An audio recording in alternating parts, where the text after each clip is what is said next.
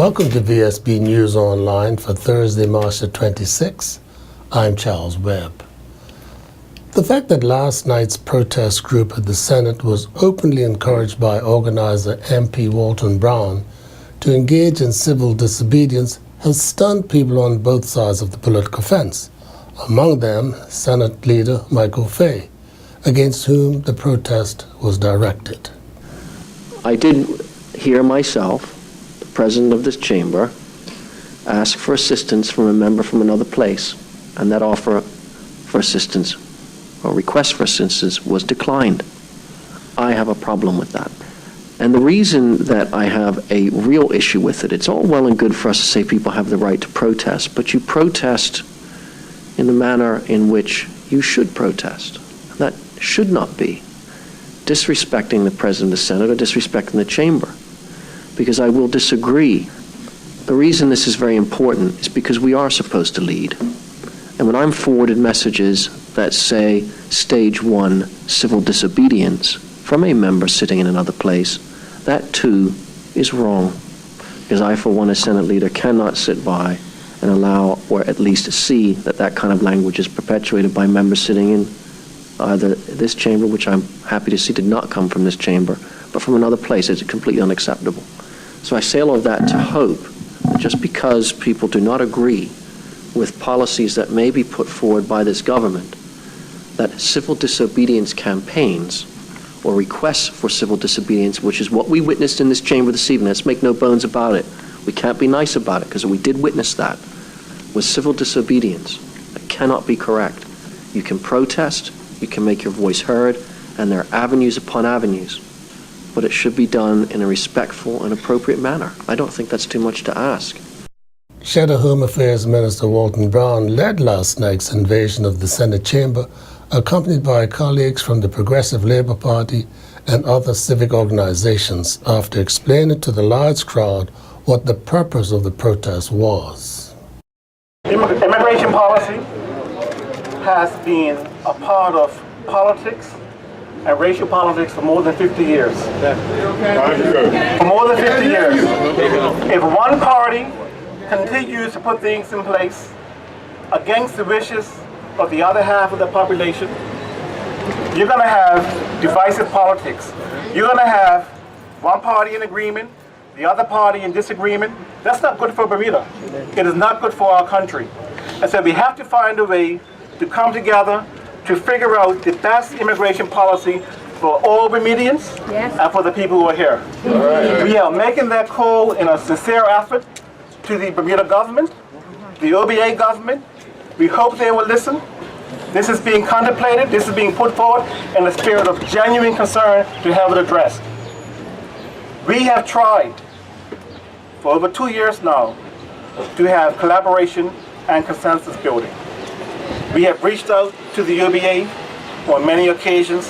The last attempt was when we tried to get a joint select committee in place to do precisely that. That was rejected by the government. We are here today because people are tired of talking. Enough is enough. Yeah. Enough is enough. Yes. We have talked, we have talked. Today, you're here because we are prepared to act. We are prepared to act. I am going to invite all of you to walk with me into the Senate chamber. Okay. I want our presence to be felt. We can't all fit in all at once, but I want us all to be there, to let the senators know, to let Minister Fay know that you want genuine collaboration on immigration reform. The Senate was in session as the crowd entered the upper house, but it was not long before the behavior of the individuals drove Senate President Carol Bassett to stop the debate and address the public gallery.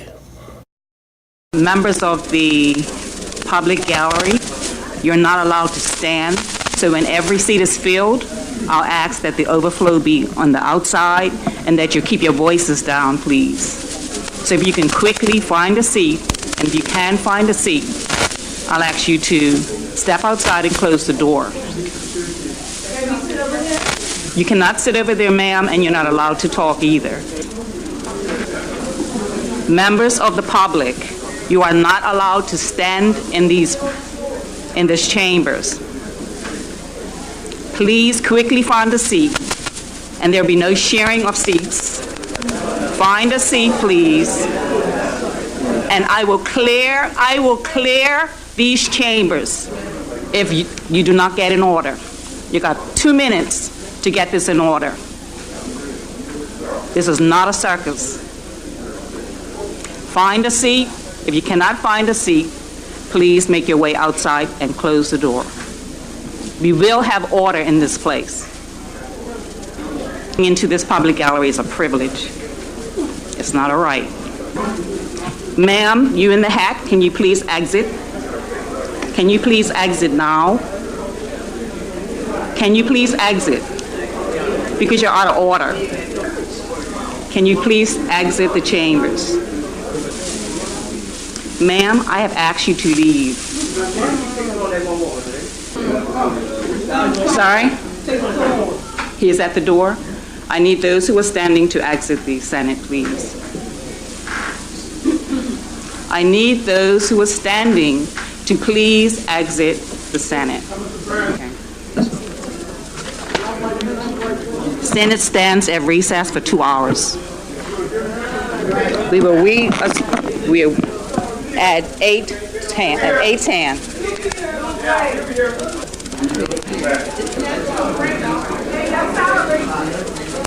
You're not for the people. You're not for the people. You're not for the people. You're not for the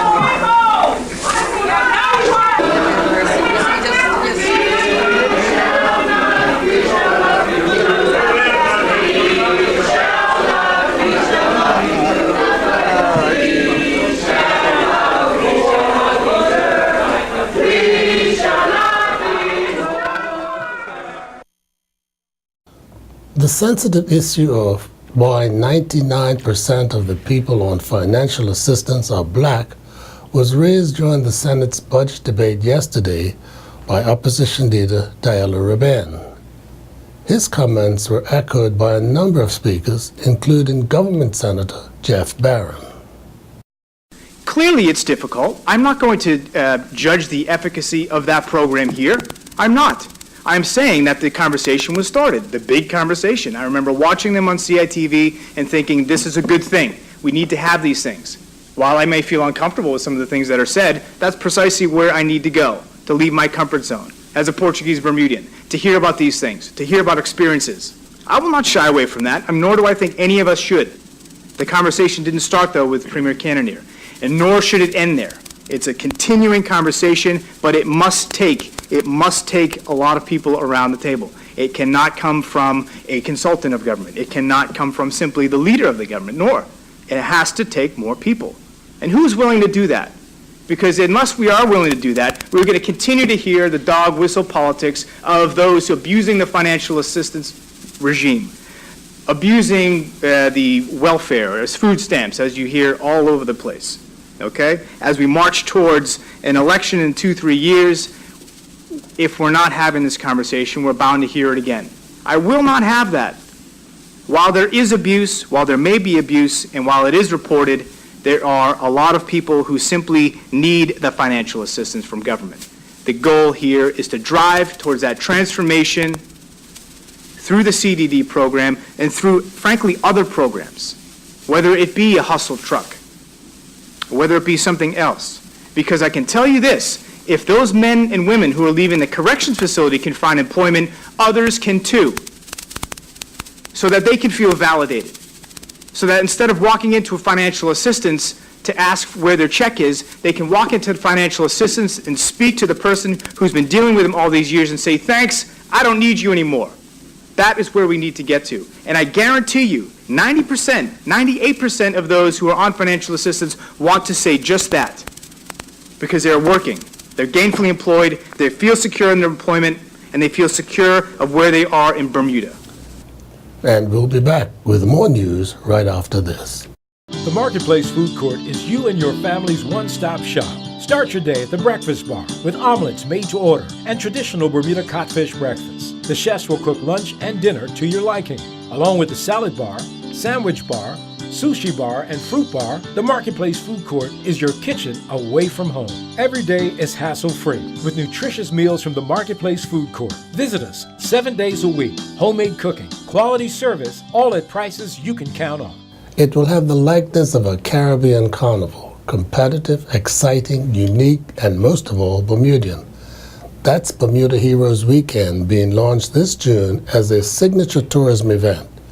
Jason Sugdeo, president of Bermuda Heroes Weekend Limited, unveiled the event at the Fairmont Hamilton Princess today and says it has the support of a number of local companies, an airline, and possibly a cruise ship line. The music, the culture, the atmosphere it's catchy. It gets people involved. It gets you tapping your foot. It gets you wanting to go into it. So definitely using that momentum, I would call it, and then pushing it into an actual full weekend of events. I believe it will definitely bring about cultural experiences, bring about an exciting atmosphere, definitely for all to enjoy. Will there be something in there for our visitors? Definitely. We're targeting visitors who attend these events regularly. As I mentioned, we've done our research. We've looked into how many people actually visit international carnivals across the world, and the numbers are huge. So this has a very, very wide attraction. For instance, in Toronto, for Caravana, they estimate to have over 170,000 visitors for their one particular carnival weekend. We can't hold 170,000 visitors. And in our research, we found that typically it's around 8.71% of the total population of that area is what they usually get in visitors. That number for us translates to 5,662 visitors. If we get 5,662 visitors and we max out at our potential, we'll be in a good spot. Bermuda Heroes Weekend is a natural fit for tourism, says Pat Philip Byrne, Chief Product and Experiences Development Officer at the Bermuda Tourism Authority. It's very important for us to A, have something new on the calendar, and B, that features local entertainers and also fosters a lot of interaction with locals. So it's a great combination. Now, will you start inculcating this into your advertising material? It's already up on our website. So, the BTA is very supportive. This is a team who came to us with a proposal that's very aligned with our strategy, very aligned with what the visitor's looking for. And so, the support it's quite an easy decision to make. In a major change that will cut the cost of competing in the 2017 America's Cup in half, the organizers have decided to seek support from the global hydrofoil racing teams to switch from the gigantic AC62 design to the smaller but equally fast AC45. If the teams approve, the new A645 will be used in 2017 in Bermuda, and it is estimated that this would cut the cost of competing down to somewhere between $15 million and $20 million per team. Commercial Commissioner of the America's Cup, Harvey Sheeler, said that the new AC45 prototype has been tested and the vote will be in by the end of March. The purpose of the change is to improve the long-term health of the international event, which at the moment is being restricted by the high cost of racing a boat like the AC62. Professional sand artist Tony Plant is hoping the gloomy weather forecast for this Saturday will not come to pass, as he is looking forward to the annual Beach Art Festival and to meeting again some of the residents he says has been tutoring. I've met some lovely people, yeah. The locals are the people that I want to meet. These are the guys that know the place inside out. And I've been around a few beaches now and I've met some people that are local to this beach, Horseshoe Bay, and they've been absolutely wonderful. They love this beach, they've grown up on this beach, and you can tell the way they speak about it. They speak about it really fondly and affectionately, and they're wonderful people. And places, other beaches too, the same kind of thing. Now we're showing photographs with this interview taken from the air, and they really do show up the beauty of it all. Yeah, I think if that kind of aerial view opens up the landscape as well, and it kind of allows people to see places that they might recognise but maybe have not seen, maybe laid out to them in that particular way. They might understand features in the landscape, but then I might make a temporary intervention in that landscape which might attract their attention to a small part of the beach that they understand. But the overall, the aerial view helps people to kind of connect to a landscape, I think. One minute it looks like a modern design, and then the next minute you see people turning them into Mayan sculptures. Some people work like that, yeah. My work is sort of site-specific. I try and make work which fits into the landscape, but some people definitely come with ideas. And on the competition itself, during the festival itself, people are going to come with ideas that they've actually got in their head already, and then they're going to try and work those ideas into the beach. So the idea is they pick a beach that they like, a beach that they love, a beach that they know, and turn up and have some fun on Saturday, really. And now we turn to Earl Baisden with the latest from the sports desk. The first leg of the 2018 Russia CONCACAF World Cup qualifying round saw Bermuda in the Bahamas last evening to take on Bahamas at the Thomas A. Robinson National Stadium. The match kicked off, and within 5 minutes, Bermuda found the back of the net as Dante Levrock scored a header from a corner. Bermuda would double the lead in the 14th minute when Naki Wells converted from the penalty spot after Zico Lewis was brought down. In the 29th minute, Lewis gave Bermuda a 3-0 lead. The Bahamas was then forced to play the rest of the match with 10 men as Happy Hall was dismissed for a professional foul on Wells in the 43rd minute. 2 minutes later, the referee brought the first half to an end with Bermuda leading 3-0. The second half began in the same fashion as the first half, with Bermuda scoring an early goal. Justin Donowa made it 4-0 in the 57th minute.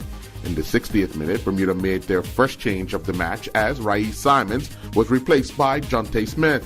In the 66th minute, Trey Ming was replaced by Keishan Bean.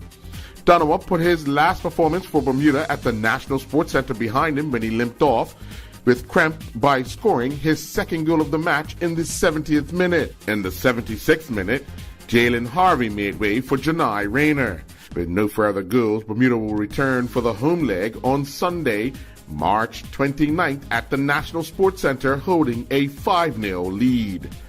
Ashley Earwood and her Denison University women's swimming and diving teammates won the national title in the 200 freestyle relay as they held on to second place during the 2015 NCAA Division III Swimming and Diving Championships. Denison opened with a school record on day 2.